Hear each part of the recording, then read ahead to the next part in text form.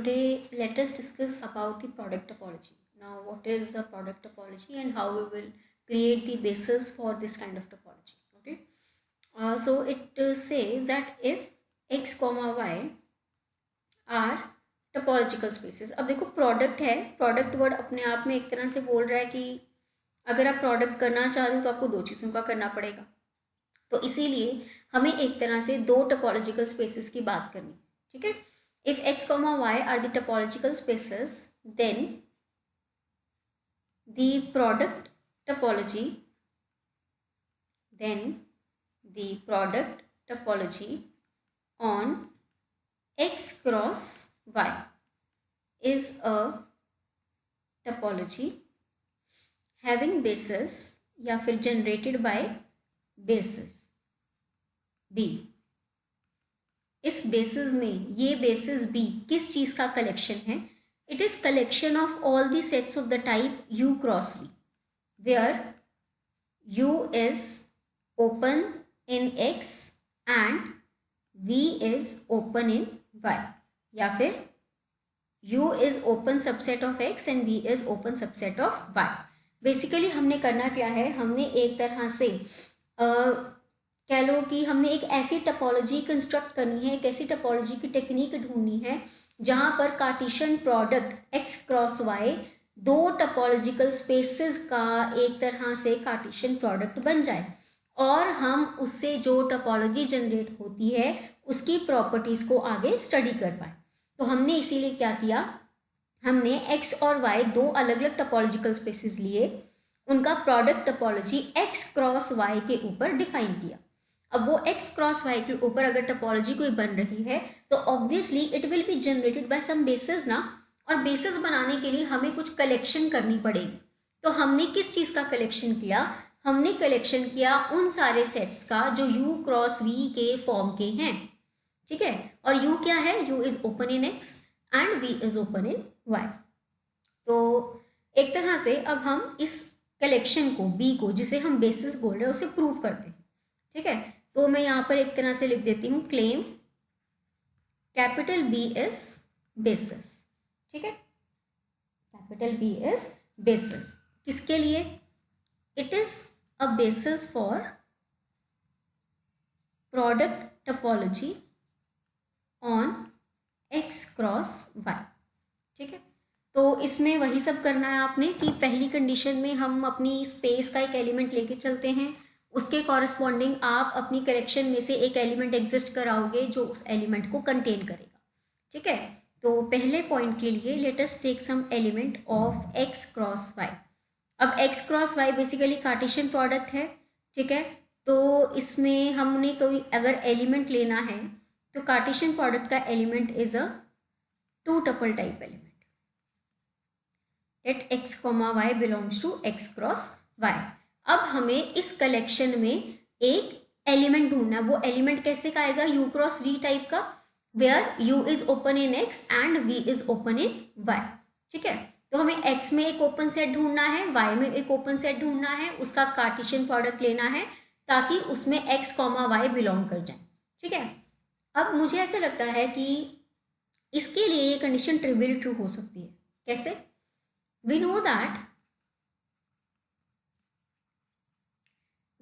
know that x is open in itself and y is open in itself. तो इसका मतलब आप x cross y type का एक एलिमेंट इसमें कलेक्शन B में निकाल सकते हो. ठीक है. कि x अगर x में ओपन है, y अगर y में ओपन है, तो इसका मतलब जो x क्रॉस y का एक टाइप का एलिमेंट होगा वो आपकी कलेक्शन को बिलोंग कर जाएगा. तो आपके पास आपकी कलेक्शन में एक ऐसा एलिमेंट आ गया. ठीक है.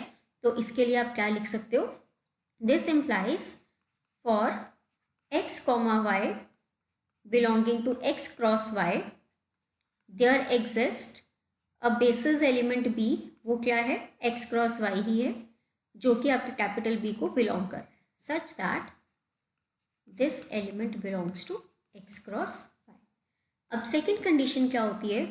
आपने दो एलिमेंट्स लेने हैं. Let us take some u1 cross v1 and u2 cross v2 इस कलेक्शन में। ठीक है, ये दो एलिमेंट्स में आपने एक एलिमेंट लेना है जो इसके इंटरसेक्शन को बिलोंग करेगा। ठीक है, तो let us take some element x जो इसके इंटरसेक्शन को क्या कर रहा है, बिलोंग कर रहा है। तो आपने क्या करना है, आपने एक ऐसा इस कलेक्शन में एक ऐसा एलिमेंट ढूंढना है जो इस x को कंटेन करे और इसके अंदर पड़ा है ना। हम लोग यही कहते हैं ना कि एक B3 एग्जिस्ट कराओ जिसे x बिलोंग करता हो और वो खुद इंटरसेक्शन में पड़ा। ठीक है, तो इसको प्रूव करने के लिए हम लोग क्या करेंगे, हम लोग एक क्लेम करते हैं पहले कि u1 cross v1 intersection u2 cross v2, this is basically equal to u1 intersection u2 cross v1 intersection v2। ये चीज़ हमने क्या करनी है, प्रूफ करनी। ठीक है, तो ये हम पहले क्लेम करते हैं। तो अगर इक्वल प्रूफ करना है दोनों सेट्स को, तो पहले इसमें हम एक एलिमेंट एक दूसरे का सबसेट प्रूफ करते हैं एक तरह से, है ना। इसको इसका सबसेट, इसको इसका सबसेट। तो उसके लिए आपको इसमें कोई एलिमेंट लेके चलना पड़ेगा, वो एलिमेंट इसमें बिलोंग करे, तो आपने उस तरह से इसको क्या करना है, प्रूफ करना है। ठीक है, तो let us take some element. अब हम एलिमेंट पहले इसमें ले लेते हैं, u1 intersection u2 cross v1 intersection v2। इसका कोई एलिमेंट अगर लोगे तो वो ऑब्वियसली एक टपल होगा, टू टपल एलिमेंट। अगर ये x, y इसे बिलोंग कर रहा है तो इसका मतलब ऑब्वियसली कि x जो है वो u1 इंटरसेक्शन u2 को बिलोंग करेगा और जो y है वो v1 इंटरसेक्शन v2 को।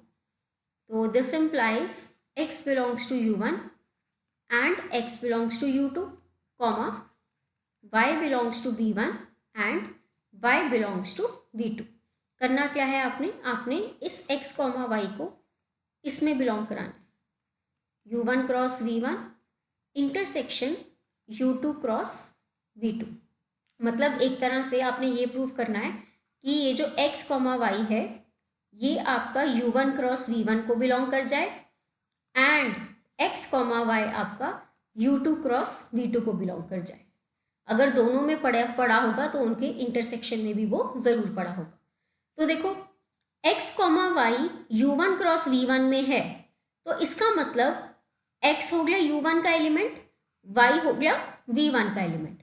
तो x हो गया u1 का एलिमेंट, y हो गया v1 का एलिमेंट। इसको इकट्ठा कर लेते हैं कि x belongs to u1, comma y belongs to v1 and दूसरे वाले को इकट्ठा कर लो, x belongs to u2, comma y belongs to v2। तो इसे आप ऐसे लिख सकते हो, this implies x, y belongs to u1 cross v1 and x, y belongs to u2 cross v2।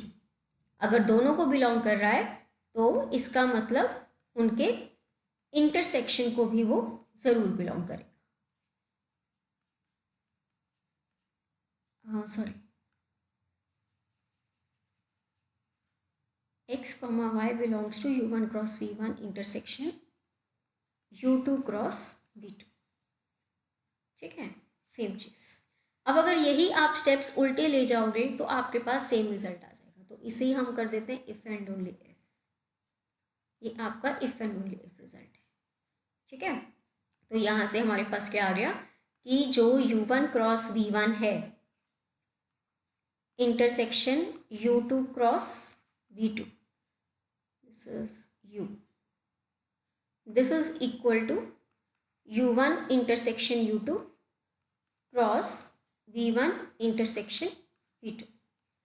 ठीक है, और आपका जो x टाइप का एलिमेंट है वो एक तरह से x, y लगा लो कि x, y टाइप का जो एलिमेंट है वो आपका इसमें बिलोंग करेगा। ठीक है, सेम एलिमेंट। तो यहाँ पर हम इस एलिमेंट को चेंज कर देते हैं, let us take some x, y type का element.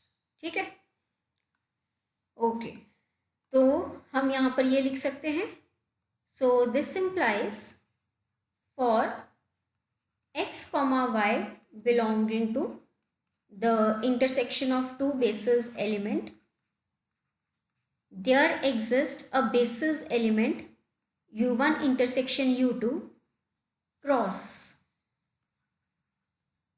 V1 intersection V2, sorry,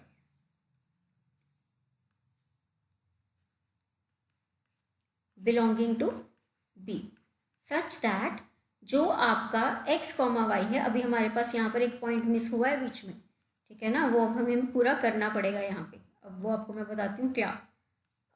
such that x, y belongs to this cross product and which is subsequently contained equally है, तो आप इसको कंटेन्ड भी लिख सकते हो, ठीक है। अब आपको इसमें क्या रीज़न देना, आपने क्या छोड़ा, आपने ये प्रूफ किया है कि ये दोनों इक्वल हैं, आपने ये थोड़ी प्रूफ किया है कि जो ये क्रॉस प्रोडक्ट है ये आपका B का एलिमेंट है, आपने ये थोड़ी प्रूफ किया है कि ये क्रॉस प्रोडक्ट B का एलिमेंट है। अब ये कैसे प्रूव होगा, ठीक है, इसमें देखो यहाँ पर जब हमने ये लिया था कि U1 cross V1 U2 cross V2 belongs to B such that U1 cross V1 intersection U2 cross V2 को x, y क्या कर रहा है, बिलोंग। यहाँ पे हमारे पास क्या आता है, where U1, U2 are open in X, right, and V1, V2 are open in Y। ये हमारे पास इसका एक तरह से B के एलिमेंट्स का क्या बनता है, कंडीशन। अब यही कंडीशन आपने किस पे लगानी है, इस वाले एलिमेंट पे, ये वाले एलिमेंट पे। ये प्रूफ करना है ना आपने कि आपका ये U1 इंटरसेक्शन U2 और cross V1 intersection V2 B का एलिमेंट क्यों है।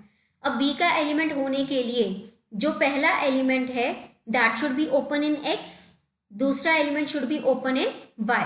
तो हम इसमें यहाँ पर रीजन लिख सकते हैं, since U1, U2 are open in X, therefore U1 intersection U2 is open in X, because finite intersection of open sets is open in the corresponding space, and V1, V2 are open in Y,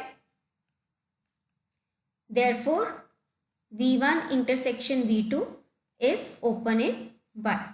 अब ये open है इसीलिए हम कह रहे हैं कि U1 intersection U2 एक element cross V1 intersection V2 दूसरा एलिमेंट, ये इस कलेक्शन को क्या कर रहा है, बिलोंग कर, ठीक है। तो हमारे पास आपके कैपिटल B में एक एलिमेंट ऐसा आ गया जो आपके x, y को क्या कर रहा है, कंटेन कर रहा है, और इंटरसेक्शन ऑफ टू एलिमेंट्स में भी क्या हो रहा है, कंटेन, ठीक है।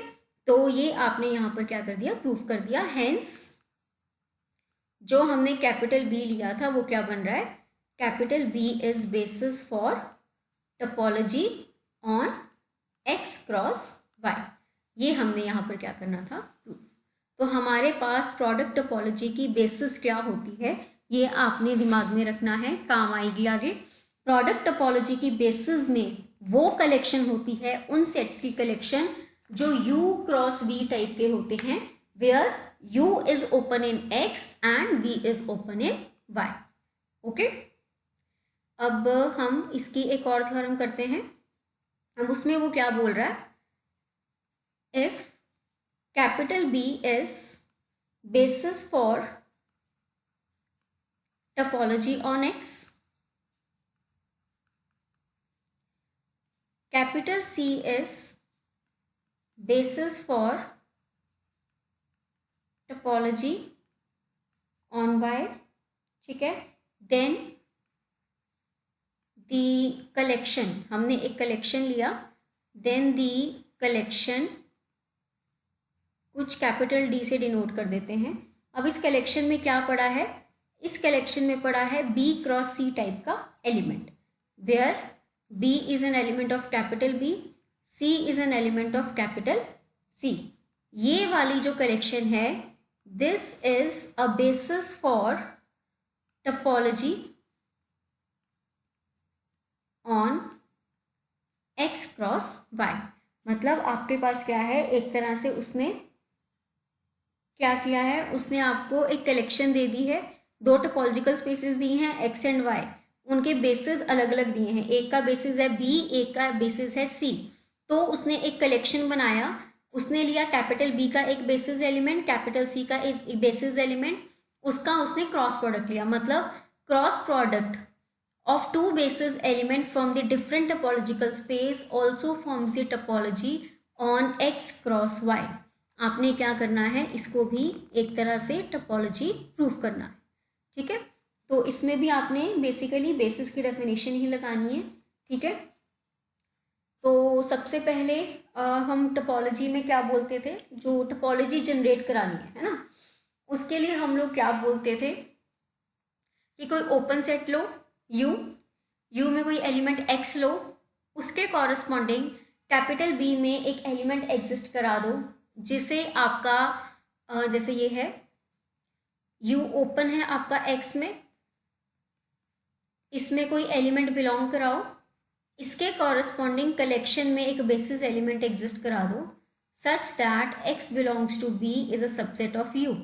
अगर ये चीज़ प्रूव हो जाती है तो हम बोलते हैं कि जो कलेक्शन है इन ओपन सेट्स की वो एक टोपोलॉजी जनरेट करती है। यहाँ पर भी हमने एक तरह से क्या करना है, फॉर द प्रोडक्ट टोपोलॉजी है ना, उसने एक तरह से ये बोला है कि जो ये कलेक्शन है D, this basically generates the topology for the basis of product topology, ठीक है। ये हमने यहाँ पर क्या करना है, प्रूफ करना है। तो इसके लिए हम सेम डेफिनेशन लगाएंगे। Let us take some open subset, let W be an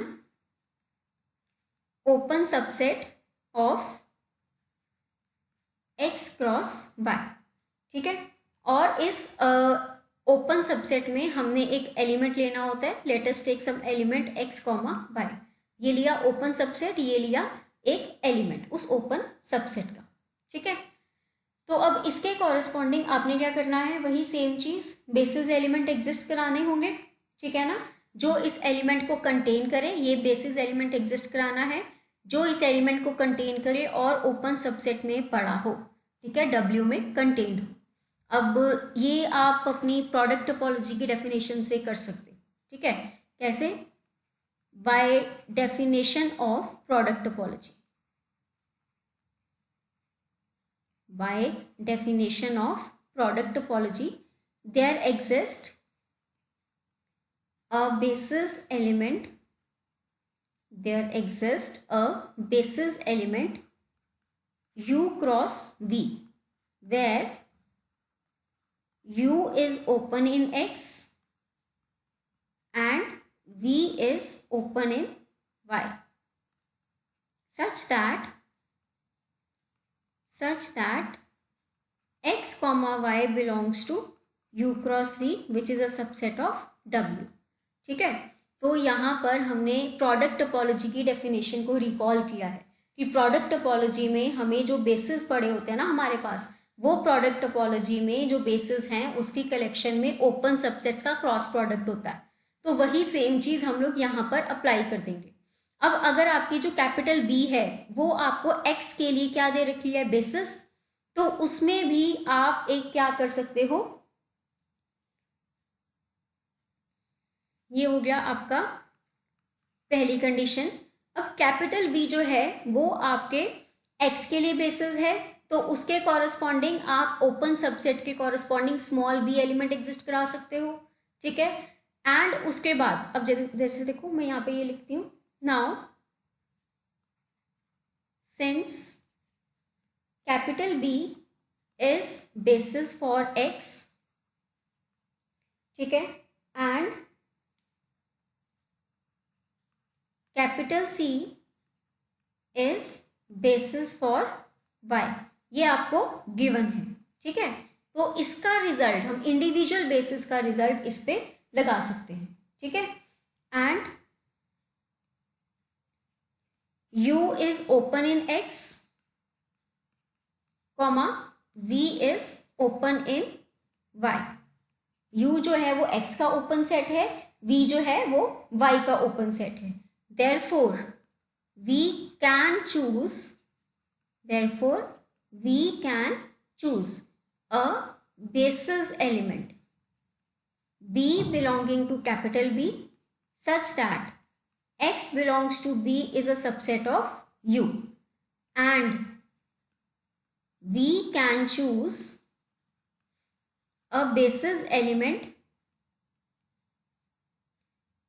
C belonging to capital C such that x belongs to C is a subset of V। Equation 1, equation 2, हमने capital V और capital C की अलग अलग basis की corresponding definition लगा दी। ठीक है, तो ये हमने अलग अलग से ओपन सेट्स की डेफिनेशन लगा दी। अब अगर मैं इनको कंबाइन कर दूं फ्रॉम 1 and 2, x एलिमेंट है B का, यहाँ पर y आएगा, हाँ यहाँ पर y आएगा। ठीक है, क्योंकि हम एक तरह से v को ले गए हैं ओपन इन y, तो y का एलिमेंट हम लोगों ने y लिया है। ठीक है, तो x एलिमेंट है b का, y एलिमेंट है c का, तो x y जो है वो b क्रॉस c को बिलोंग कर जाएगा। b is a subset of u and v is a subset of c is a subset of v। तो x y belongs to b cross c which is a subset of u cross v। ठीक है, where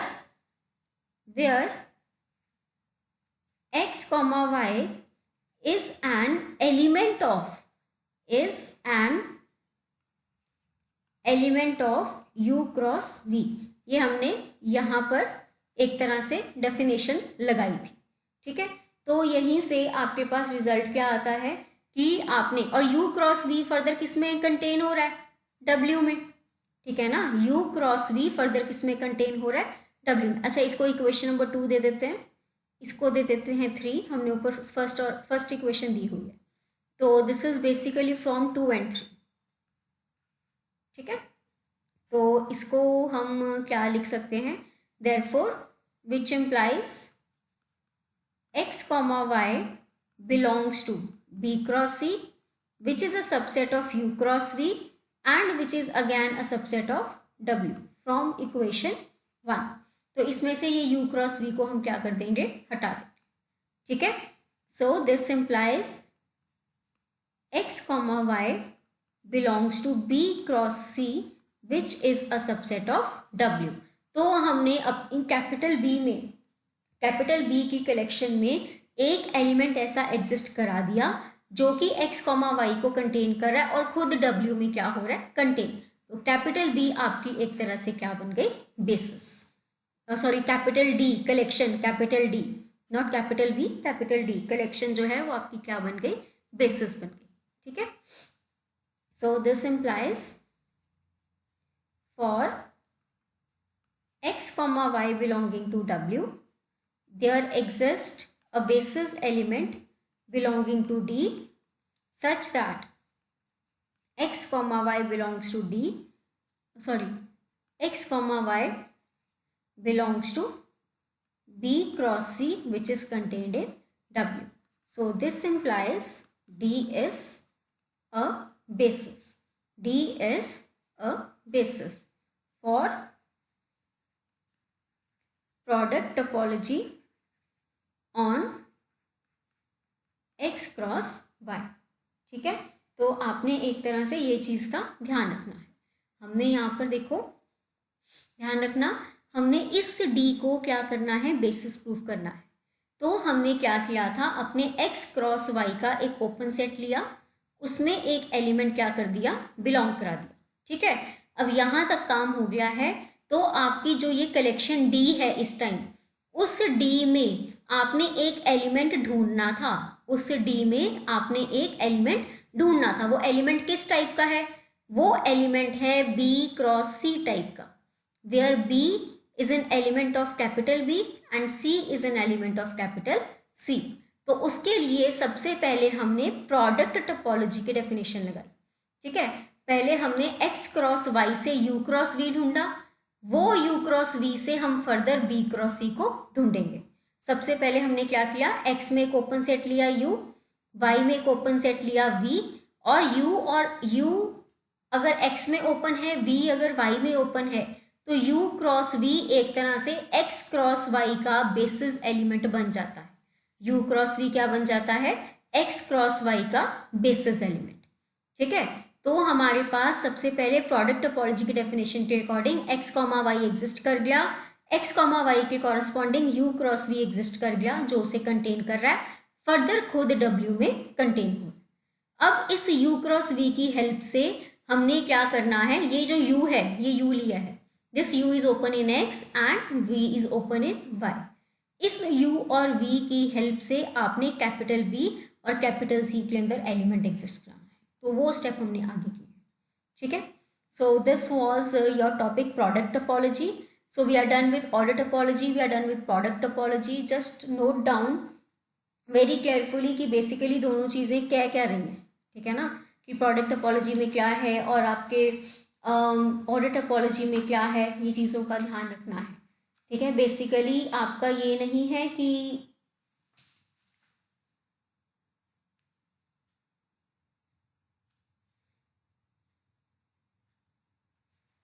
आपके पास दो raise हैं एक तरह से x और y, उसके बीच में आपने u ओपन सेट लेना है x का, v ओपन सेट लेना है y का।